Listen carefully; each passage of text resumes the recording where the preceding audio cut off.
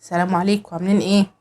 هنعمل النهارده مع بعض كريب المحلات بطريقه سهله وبسيطه ويعجبكم جدا. بصوا عامل ازاي، شكله زي الجاهز بالظبط. يلا بينا. هنا معايا الشيف عمر. معانا هنا نص كيلو فراخ، نحط عليهم هنا كوبايتين زبادي. هنعملها ايه؟ بخلطه الشيش طاووق. كوبايتين زبادي هنحطهم كده على الفراخ، ده ما بين ميكس ما بين الوراك وما بين البانيه. طبعا الفيديو ده عشان مضحكش عليكم كان قبل ما البانيه يبقى ب200 جنيه.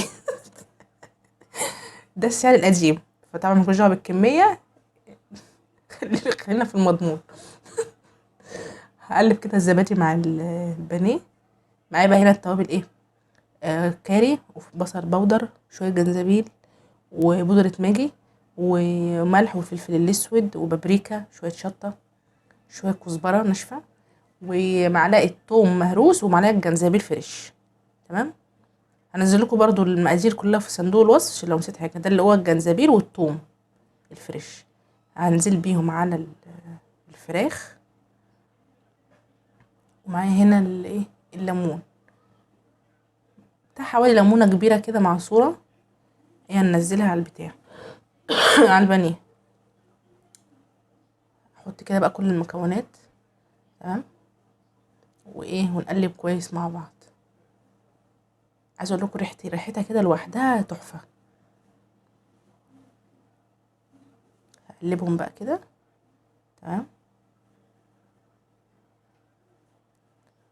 هنزل بقى هنا ايه، معلقتين من المستردة ومعلقتين من الكاتشب. دي ممكن تعملوها في الشيش طاووق اللي هو الاسياخ. اعملها لكم برضو. وهنحط شويه زيت. بس كفايه كده، بتاع 3 معالق كبار زيت. عشان دول هنستغنى عنهم، مش هنحط اي ماده دهنيه في الطاسه واحنا بنسوي. يعني نستكفي بالماده اللي احنا ايه حطيناها دي. كده خلاص، كده قلبنا الحاجه كده جاهزه. تمام. ايه، نحطه في التلاجة مش اقل من ساعتين. معايا هنا بتاع 4 كوبايات دقيق. 4 و5. معايا هنا الحليب. طبعا بره ولا بيعملوا بلبن ولا بيض ولا الكلام ده. بس احنا عشان نعمله لاولادنا فعايزين ناكلهم حاجه مغذيه. في اطفال ما بتشربش اللبن. فندخل لهم بقى اللبن في ايه، في اي حاجه زي ما انتم شايفين كده. هحط بقى اللبن معايا. زي ما قلت لكم بره ما فيش الكلام ولا لبن ولا بيض ولا الحاجات دي كلها. احنا مش نعمل حاجه مغذيه مختلفه.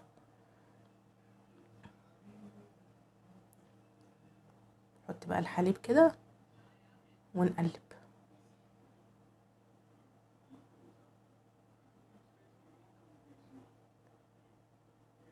تابعوا معايا الخطوات اللي بعملها، هتاكلوا احلى كريب، احلى من بره 100 مره. مفيش حاجه بره دلوقتي مضمونه. نقلب. طبعا الخليط تقيل عشان خاطر كميه الدقيق كبيره. حبه حبه كده كل ده هيفك معايا. خلاص كده فكناه. ننزل بالايه، بالبيضتين. اقول لكم تاني، مفيش بره الكلام ده بيتحط. هنحط هنا حاجات مغذيه عشان خاطر اولادنا ياكلوا. هنخلي بقى سمكها كده زي ما انتم شايفين، اخف من سمك بتاع الكيكه. لازم تبقى خفيفه عشان اللقمه معانا بتاعت الكريب ما تبقاش تقيله و... وتلكم كده.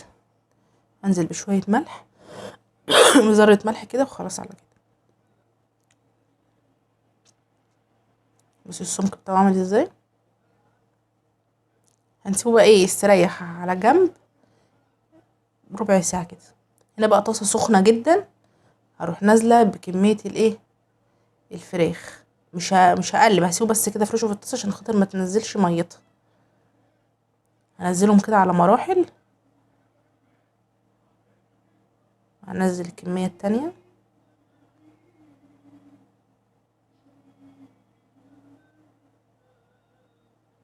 كده زي ما انتم شايفين. المفروض ما نقلبش. سيبهم بقى على جنب يستووا.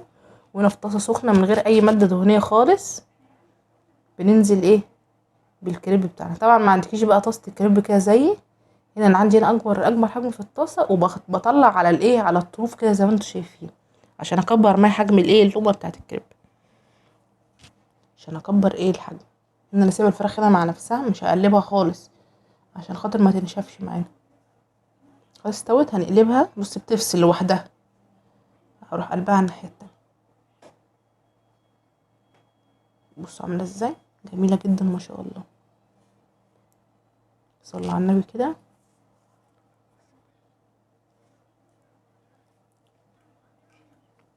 متنسوش بقى تحطوا بقى اللايك والشير، تعملوا سبسكرايب.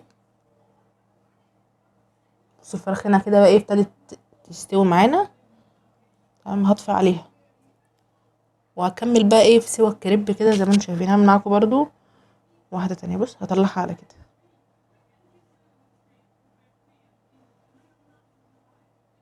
هنا دي فرشه مدوبك متلحسه كده في الزيت. انا مش بحط زيت كتير، انا بعمل مثلا مره احط فيها زيت واعمل عليها 5 وحدات. بس احط ايه، كبشتين كده ونص على الطاسه الكبيره، وتحاولي تطلعي بقى على الايه، على الطف. بص الكريب ده خلص معايا. بص اللقمه الكريب عامله ازاي، جميله جدا ما شاء الله، حلوه قوي. طريقه العجينه دي ممكن تعملوها ما تحطوش ملح، وتقطعوها كده تعملوها زي الفوتشيني كده، تحطوا عليها شوكولاته وحاجات. هنا بقى هنتنيها كده بالنص كده. تمام. وهحط بقى دوت كريسبي زنجر كنت عاملاه، هنزل لكم طريقته زي بتاع المطاعم بالظبط. هنا بقى انزل بشيش طاووق. انا كنت عامله كميه كبيره، كان عندي حفله في البيت فقلت اما ازيطهم. احط بقى كده الكريب، واحط انزل عليه بالزيتون المخلي. بصوا زي بتاع بره، وانضف واحلى وطعم جميل. ولا عمرهم بره يحطوا لك الكميه بتاعه الفراخ دي، ولا النظافه دي، ولا كل اللي انتوا اللي بره ده حاجه وشيء، واللي في البيت شيء. انزل بقى بالصوص بتاعي الكاتشب. تحطي مايونيز برضو، بس احنا ما بنحبش المايونيز فمش. عندنا الموتزاريلا، دي موتزاريلا انا بجيبها كده من سايبه من عند اللبان، واروح مطبقه كده، اجيب النص ده كده على النص ده، بس خلاص كده. بس هعمل معاكم واحد تاني هنا، هظبط كده النص على النص. تمام. وهنزل بالفراخ بتاعتي اهو كده،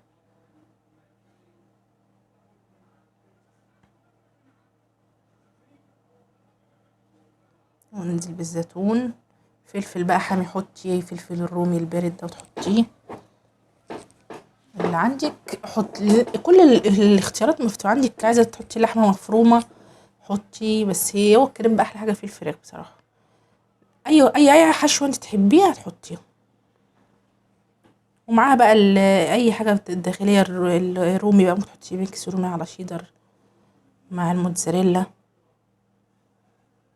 بس بصي السندوتش احسن من بره 100 مره، والطعم تحفه، وريحته والنظافه. وبقى ايا كانت التكلفه اللي هتعمليها في البيت، مش هتيجي ربع التكلفه اللي انت هتعمليها. يعني التكلفه اللي هتشتري بيها كميه اللي انت هتعمليها في البيت مش زي اللي بره ابدا. معايا هنا بقى طاسه كده او جريل، تسخنه كويس، ونحط زيت ولا اي حاجه، ونحط على الناحيه المفتوحه اللي احنا قفلنا منها الايه، سندوتش، ننزل عليها الاول عشان تقفل معايا وما تفتحش. وبحط الزيت خالص عشان ما يبقاش صويس كده. بس وبقلب بقلب وبنزل.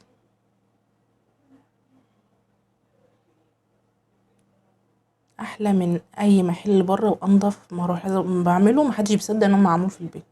بس حاجه تحفه. حطوا بقى لايك والشير وسبسكرايب، ما تنسوش تعملوا شير للفيديو. بصي قرمشه وطعم وريحه، يا ريتكم كنتوا التليفون كان ليه ريحه ولا ليه طعم عشان كنتوا تشوفوا الحلاوه اللي انا عاملاها دي. يلا باي باي.